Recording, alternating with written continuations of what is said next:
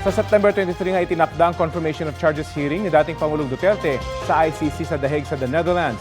At kaugnay niyan, kausapin natin ang isa sa ICC accredited lawyer at chairperson ng Center for International Law, Atty. Joel Butuyan. Magandang umaga at welcome po ulit sa Balitang Hali. Magandang umaga, Rafi, at sa lahat ng ating kababayan na nanonood ngayong umaga. Opo, halos 6 na buwan pa bago yung September 23 confirmation of charges hearing. Bakit po ganito kahaba yung pagitan? Rafi, kasi itong period na to, itong virtually 6 months na period na to, ang mangyayari, bibigyan ng chance yung depensa, yung kampo ni former President Duterte, na una, maghain ng mga challenges, no? Pwede nilang i-challenge ang validity ng warrant. Pangalawa, yung validity ng implementation of the warrant of arrest. Pangatlo, pwede nilang i-challenge yung jurisdiction ng ICC dahil sasabihin nila na hindi na tayo miyembro kaya dapat wala nang pakialam ang ICC sa atin, no?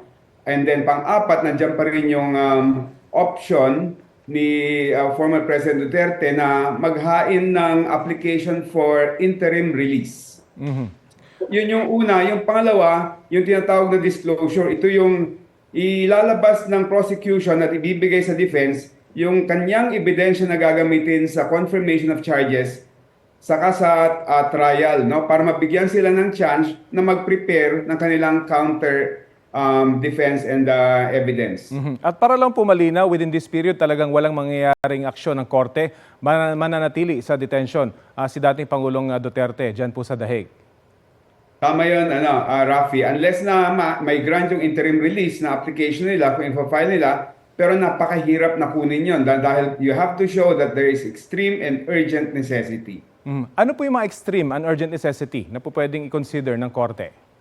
Hindi pa na-define yung ano na yan, no? Kasi wala pa ako nakikitang nag-grant, no? Na nag-apply ng ganyan. Meron lang isa, pero yun, voluntarily nag-surrender, saka hindi yun crime against humanity yung kanyang kaso, no? Pero sa ganitong sitwasyon ni former President Duterte, mukhang mahirap niya makuha yan dahil kung ang panghahawakan niya yung kanyang kalusugan, meron naman hong independent medical verification na gagawin ng ICC. And nung Friday, sinabi nga ng presiding judge na mentally and physically fit siya, no? Kung yung kanyang pagkamatanda naman, dahil 79 years old siya, magiging 80 na, halos lahat ng mga nakakulong dyan sa ICC ngayon ay halos kaedad niya. So yung pag-question nga daw po ng legal team ng dating Pangulo tungkol sa jurisdiction ng ICC bago yung confirmation of charges hearing sa September 23, may pupuntahan ho kaya ito? Alam mo, Rafi, na-decide na yan, no? Nung yung government of the Republic of the Philippines ngayon nag-raise ng issue na yan, no? Umabot na hanggang sa appeals chamber and pinabulaanan niya ng ICC na meron pa rin na may sustansya yan. And sinabi nila na meron talagang jurisdiction pa rin ng ICC dahil ang kailangang iniimbestigahan ay yung mga krimen na nangyari nung miyembro pa tayo ng ICC. Mapunta naman po tayo sa binubong legal team ng dating Pangulo. Paano po ba sinasala yung mga abogado magtatanggol sa isang akusado sa ICC at kailan po pinapayagan kahit hindi accredited tulad ni dating Executive Secretary Medialdea? Yung pagharap ni former Executive Secretary Medialdea ay isang exceptional circumstance. Dahil humarap si former President Duterte sa ICC in a very short period of time, kailangan nila mag-designate ng magiging abogado niya, tagapagsalita niya. Dahil you cannot expect Mr. Duterte to appoint post-haste ang isang ICC list counsel kaagad, no? Kaya yung accreditation ni former Executive Secretary Medialdea ay para dun sa may Friday initial hearing pa lang. Pero kung magta-trial na, magko-confirmation of charges, kailangan list counsel ang pupunta, no? At magsasalita, no? Although, when you form a team to represent a defendant like Mr. Duterte, yung head ng team mo will have to be a list counsel. Siya yung magsasalita, siya yung pipirma ng mga pleadings. Pero sa baba naman, pwede naman siyang mag-hire ng hindi lead counsel sa ICC sila yung mga tutulong sa supporting roles, no? Okay, so posibleng may mga Pilipino or maraming Pilipino susuporta dito sa lead council. Nabanggit niyo po na mahirap pagbigyan na kung sakaling humiling yung kampo ng dating Pangulo ng interim release. May mga legal course pa po ba ang kampo ng dating Pangulo at meron po bang epekto yung kaso naman ng inihain dito po sa Korte Suprema? Mahihirapan silang kumuha ng interim release, lalo na flight risk si former president, no? Tignan mo naman diyan sa Hague, ang dami nag-rally na mga taga-suporta niya. Dito sa Pilipinas, ang dami ring mga pagkikilos na nangyayari.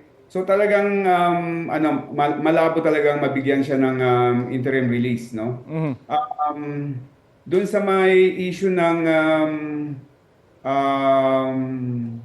ano ulit yung second Yung sa may question? Korte Suprema po, kung may epekto yung inihain ng kampo ng dating Pangulo sa Korte Suprema. Wala nang pararatingan nun, Rafi, dahil walang jurisdiction ang Supreme Court natin para manduhan yung International Court. And then wala na rin silang jurisdiction sa habeas corpus dahil wala dito sa jurisdiction ng Supreme Court si Pangulong Duterte. Dahil wala na siya sa Pilipinas. Sa inyong expert opinion, nabanggit nyo, mas makakasama ba yung mga rally na kabi-kabila in support of the former president? Makakasama 'yon sa issue ng interim release, no? Kung hihingi sila ng interim release, talagang i-consider 'yon ng korte na talagang flight risk. Yan po pwedeng hindi bumalik si Pangulong Duterte dahil required siya na mag-attend ng mga hearing, no? And then nandun din yung possibility na ma-intimidate and ma-antagonize yung mga witnesses and matamper yung mga ebidensya laban sa kanya. Finally, ano po masasabi nyo dun sa posibilidad at panawagang bumalik ang Pilipinas bilang member state ng ICC? Sinusuportahan ko yon, Rafi, no? Dahil alam mo, yung ganitong klaseng mga crime against humanity, po pwedeng maulit-ulit sa ating bansa, no? Kaya para din sa proteksyon ng mga nasa gobyerno natin, dahil kung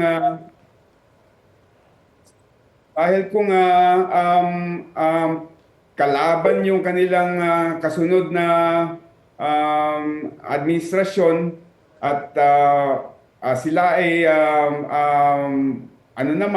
babawi, potentially they can be victims of crimes against humanity as well.